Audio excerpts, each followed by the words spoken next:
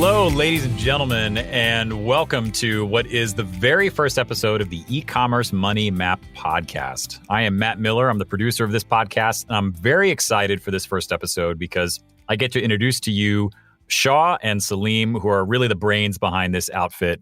They both have really great accounting experience and really great e-commerce experience. And this episode of the podcast, we're really just going to be talking about who they are, what we're going to hear coming up in the podcast, and just a real general view of the e-commerce marketplace and the view from Salim's chair and the view from Shaw's chair. Thanks to both of you for being here.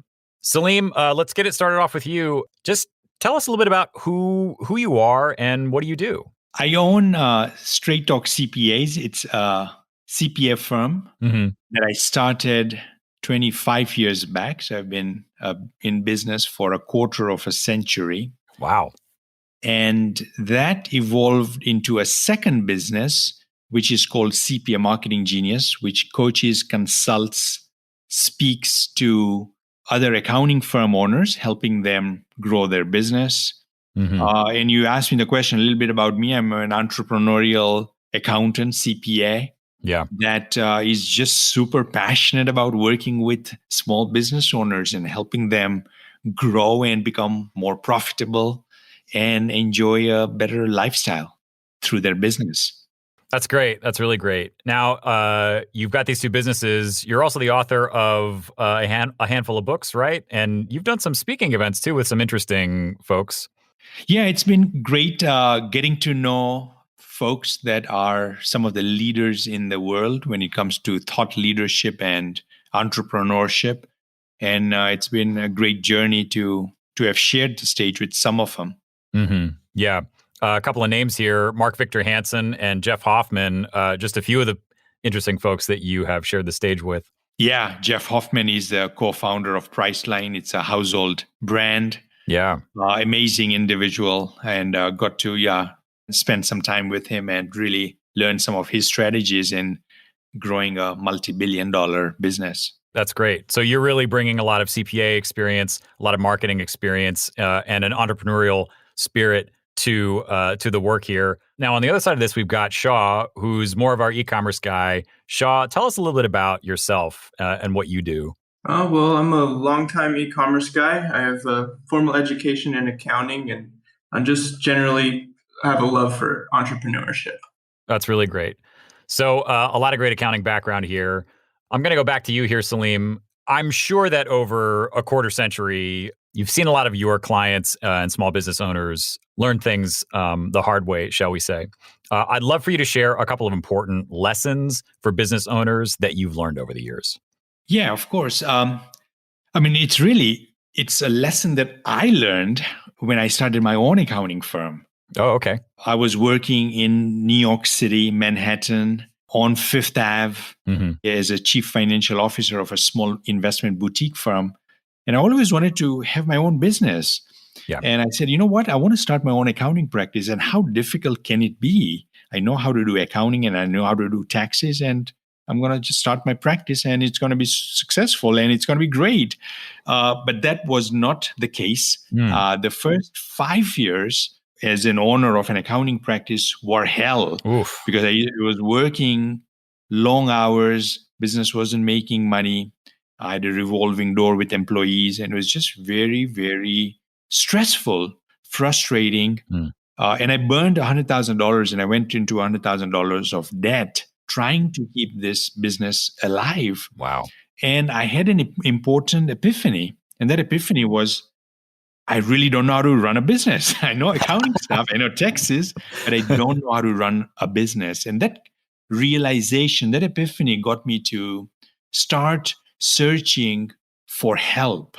And I found that help in the form of books, in the form of mentors, speaking events, courses, and so forth. And I just immersed myself in this like a young kid would in an ice cream shop. And I was like, hey, how does this work? And what does this do? And all that led to a transformation in my own accounting business, where I was working 6-7 days a week, where I was not making any money, where I was not really making a difference for my clients. to converting it and transforming it into an accounting practice that got the attention of accounting today. And that's the premier magazine in the industry. They featured me on the cover several years back. Mm-hmm. And I grew it to a 10-person accounting firm that it is today. And it's allowed me to own a business and to have a lifestyle, to have a lifestyle and to pursue my other hobbies and so forth. And so that allowed me to create a second business called CPM Marketing Genius. And now it's allowed me to, with Shaw, with partnering with Shaw, to create an e-commerce, a business that's going to cater to e-commerce businesses. Gotcha. And so the lesson was, there was 3 important lessons that I learned through this journey. Number one is that business is all about numbers. Once we understand the numbers behind a business, then the business owner can go on and create a very successful business. And numbers, some of the numbers are really knowing what the lifetime value of a customer is. That drives the amount of money you can spend on marketing, on operating the costs, having operating costs and so forth. So business is about numbers. Knowing the numbers is really important. Second thing is, the importance of systems, having a business. And this is something that I learned from Michael Gerber, who wrote the E-Myth Revisited, is, business is made up of systems, and to really document these systems so that they can be done by anyone else. And the business is not, the owner is not tied to the business because they're the only one who knows how to run things. Yeah. So it taught me the importance of systems. And then the third thing is the importance of having a team and having A players on the team who are driven, who are excited, who are passionate about being part of that business. Hire mediocre team members, you have a mediocre business. Hire A players that are exceptional, driven at what they do, and you create an exceptional business. That's great. Well, speaking of A players, we've got one here. Shaw, I'd love to turn it to you. You've got a lot of great e-commerce experience. Can you tell us a little bit about what you've done in the e-commerce marketplace? Yeah. So my experience in e-commerce, it goes back about 12 years. I started my first e-commerce site in the midst of the Great Recession. I was a recent high school graduate with about $1,000 in the savings account. And I took that $1,000 and I invested it in inventory. I started selling that inventory online and took the money and reinvested it in more inventory. And within the first 2 years, I had achieved 6 figures revenue. Wow, great. Yeah, so over the last 12 years, I've competed in and won a business competition. I've operated on sales channels from eBay, Etsy, Amazon, Shopify, and way back to Magento 1. Wow.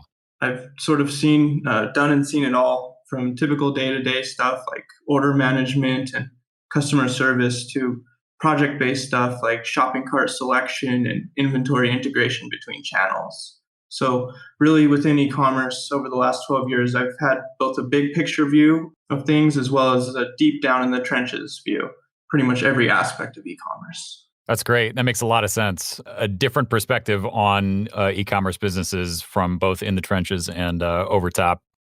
Salim, I'd love to ask you a little bit more about the e-commerce marketplace. I'm sure there's a lot that is going on in e-commerce right now. Talk to me about what excites you about the e-commerce marketplace. Wow. I mean, we saw an amazing boost in e-commerce, in the reliance on e-commerce for folks. The whole country, survived through COVID.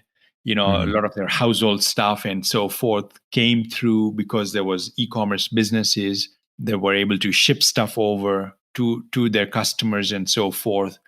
I think it's the future. E-commerce is the future. Online sales, online retail is the future of business. And so I think it's definitely a growing place, a growing sector. And I also know that small businesses overall make up the chunk of any economy in any city, in any state in the country. 86% of the economy is small business. It's driven by small business, and successful businesses result in a successful economy. It results in a successful country. One of the reasons I'm so passionate about, business on the whole, and especially the e-commerce sector. 86% of the economy is small businesses. I had no idea. That's crazy. That's way larger than I thought. That's excellent. Shaw, I know that you've probably had a myriad of experiences in your experience in e-commerce. Talk to me about a little bit of your favorite experiences. What do you enjoy about e-commerce? What have been some positives that you've seen from your experience? Well, honestly, one of my favorite things about e-commerce is the customer feedback and interaction. One of the things that always brings me up is I go through my customer reviews on my various sales channels and just read all the positive comments. It's definitely a pick-me-up any day I'm having a bad time. Yeah.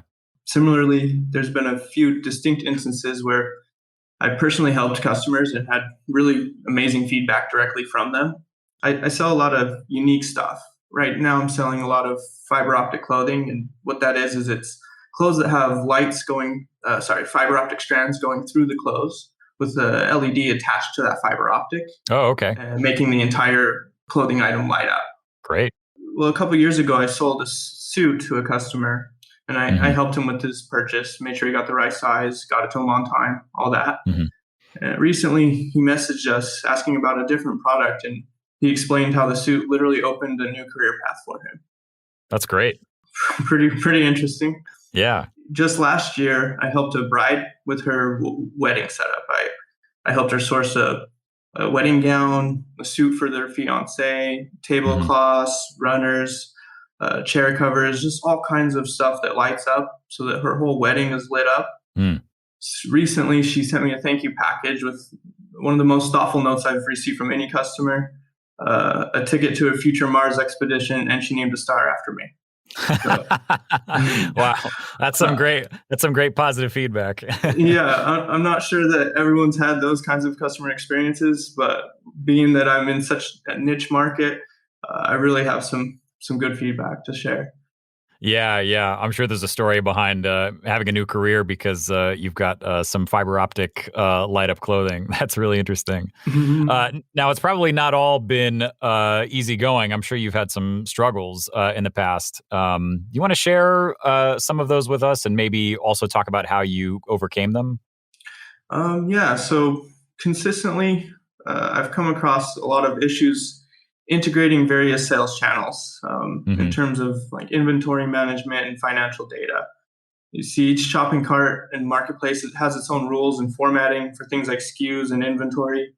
And there's a lot of software out there that advertises integrations between these channels, but they don't advertise their weaknesses and how difficult it is to set up their software. Interesting. So in the past, I've made a few mistakes there in choosing the wrong integration and having spent a lot of time and money on that integration, having it fail, not work how I wanted, and even at times have it ruin some of my product listings. Oh, wow. Because of bugs in the software and improperly set up integration. Further, if you don't have this financial data in place, it's hard to make informed decisions. You need to know how much inventory you need to buy for what SKUs at what times, based on seasonality, based on popularity. You got to be able to see the numbers and understand. I've made mistakes in the past. I've had some struggles in the past having that informed information. Yeah. You come across Christmas time and you have a lot of demand for a certain product and you are out of stock. So these are some of the things that I've learned to overcome through having the right software integrations, the right systems in place to gather the correct data. Yeah. That's great. Well, and Salim was saying earlier, business is a numbers game. So, Salim, it sounds like Shaw's experiences are probably unique to him, but not unique to other e-commerce business owners. When we think about this podcast and what the audience is going to hear, we really think of the audience as mostly e-commerce business owners themselves, right? Talk to me about why you wanted to start this podcast. It's to dissipate information, knowledge that is going to be useful, to the e-commerce business for them to create a profitable business. Yeah. that is not going to eat them away with stress. It's going to have cash flow, consistent, predictable cash flow. Mm-hmm. It's going to be the vehicle that funds their retirement, their other goals, whatever they may be, lifestyle goals, Mm-hmm. creating a legacy goals, contributing to other causes, whatever, this business, the e-commerce business that anyone owns, Mm-hmm. can be the vehicle to do so many different things. Yeah. And our goal with the podcast is to invite different guests who are gonna ask them questions that enables them to share their perspective of what's working.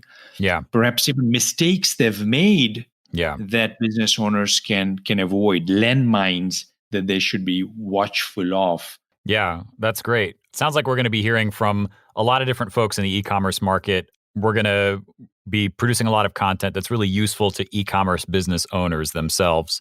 So now there's another interesting project that you mentioned earlier, Salim, the e-commerce accounting hub. I'd love for you to talk a little bit about that. Tell me what that is and where people can find it. So the e-commerce accounting hub is an accounting firm that is specific to providing services in the e-commerce, to e-commerce businesses. Mm-hmm, it's going to offer a very specialized niche service that is going to be just the right fit for e-commerce businesses. It's the reason I partnered with Shaw. Yeah, because he brings 10 plus years of experience running an e-commerce business. Yeah, that's huge. And just the stuff that he brings to the table with his knowledge and firsthand, this is not theory. This is not theoretical stuff. This is like somebody who's practically worked the business, who knows the challenges of running an e-commerce business, the financial issues, software, technology, having the right numbers. Shaw and myself, we've teamed up together to create, this company called eCommerce Accounting Hub, and super excited about it. Yeah, you sound excited. So Shaw, a lot of more positive feedback coming your way, this time from Salim. I'd love for you to talk a little bit about what excites you about this new e-commerce accounting hub and how you're hoping to guide your new clients. Well, I'm really excited to share my experiences, talk about what's worked, what's not worked. I've always enjoyed helping people, teaching what I know, communicating different aspects of my experiences. So I'm really excited to have clients that are in the same boat as me and that will have such a direct relationship to my experiences. Specifically, I'm really excited to help them overcome their financial visibility limitations. I know a lot of e-commerce owners out there are probably like me, where they put a lot of energy into what they really enjoy about the business. And that can leave some important aspects neglected. And those neglected aspects could be resulting in limited financial visibility. So I'm excited to help them clean up their books and give them valuable insights. That's great. It seems like we've both of you have got really unique backgrounds. You seem like a good fit to help people that are trying to be successful in the e-commerce marketplace. So Salim, where can folks that are interested find the e-commerce accounting hub? Best place is our website. It's ecommerceaccountinghub.com. Great. So we'll link that in the show notes as well. Thanks to both of you for your time today. Thanks for being here. I'm really excited about the rest of this podcast. I'm excited about the e-commerce accounting hub. We're going to have some more guests on each episode. We're going to be releasing twice a month. And if you'd like to hear more of the podcast, you can find it at ecommercemoneymap.com. We're also going to be on Apple and Google Podcasts and Spotify and pretty much wherever you can find a podcast. So Shaw, thanks for being here. Salim, thanks for being here. My pleasure. Indeed.